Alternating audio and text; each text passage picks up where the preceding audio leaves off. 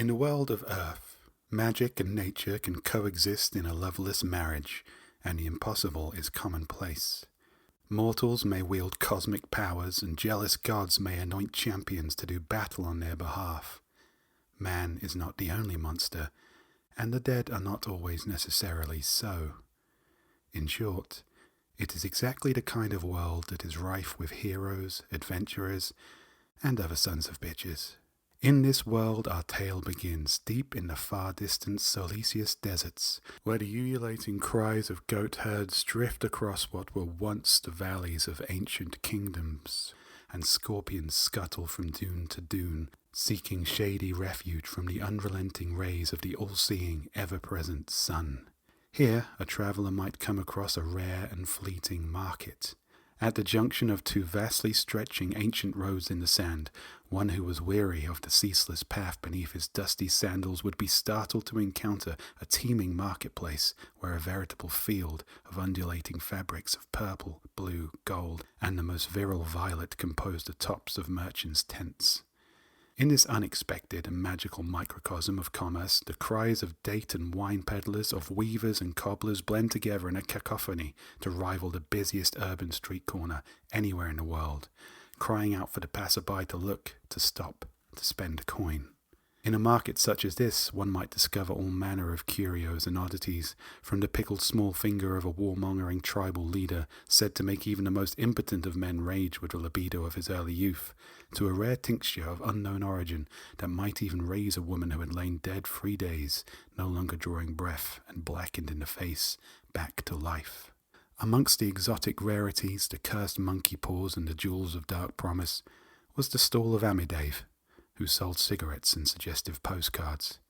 Amidave had realized long ago that while wanderers and adventurers would trek across untold miles of hostile terrain for ancient maps and blades of legend, they were rarely adverse to trading a few copper coins for a competently drawing decal of a busty Valkyrie having a brazier stolen by a naughty goblin. Amidave reasoned that there was no harm in providing a slightly risque maneuver for customers to send back to their friends, and if there were any other reason they might want, say, 10 of such pictures, well, that was between the customer and the long, lonely road.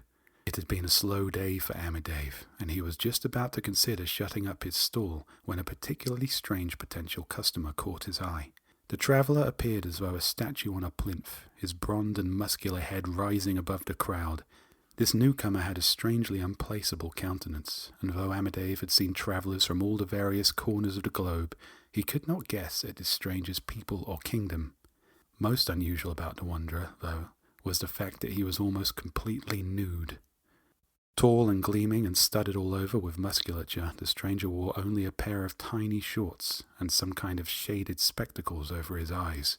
He carried only a few water skins and what looked like a rolled-up towel. As Amidave watched, the stranger lifted his overly handsome and chiseled chin and called out in a voice that carried over the caterwauling of the crowd.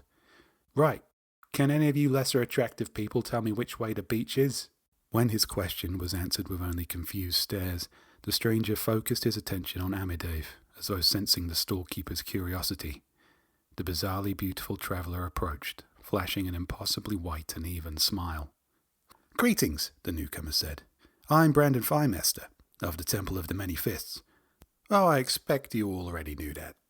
Amidave considered how to reply to that and fell back on tried-and-tested rhetoric. "You want a dirty postcard?" he offered.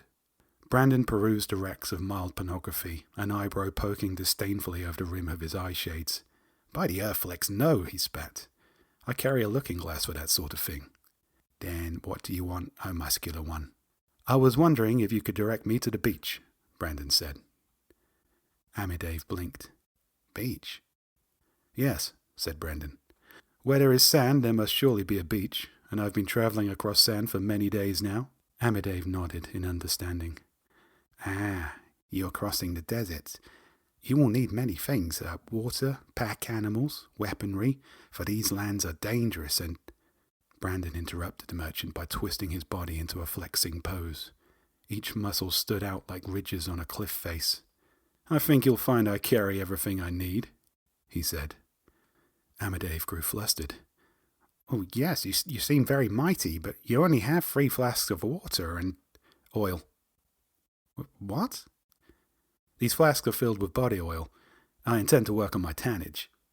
Amadev considered arguing his point, but this Brandon Thighmaster fellow was clearly insane, and the merchant was beginning to doubt that the mostly nude stranger was hiding a purse of money anywhere, at least anywhere he'd care to check. "Just keep going in that direction," Amadev said, with a sigh, pointing randomly away from his stand. Brandon Thighmaster tucked his towel under his arm and set off at a brisk pace. He waved over his shoulder. "Farewell, storekeeper," he called. "Feel free to tell people you met me once." Amadev shook his head in disbelief and turned an exasperated gaze to his stall neighbour, Maureen, who specialised in selling basilisk eyes and convincingly lifelike statues. She professed to be used to seeing the unusual, but even she stared after Brandon in bafflement. "Does he know what a desert is?" she asked. Amadev shrugged. "He says where there is sand, there must be a beach." "I'll give him a day, perhaps," said Maureen. "At least he'll leave a good-looking corpse." Amadev nodded and turned to watch as the stranger became lost in the crowd.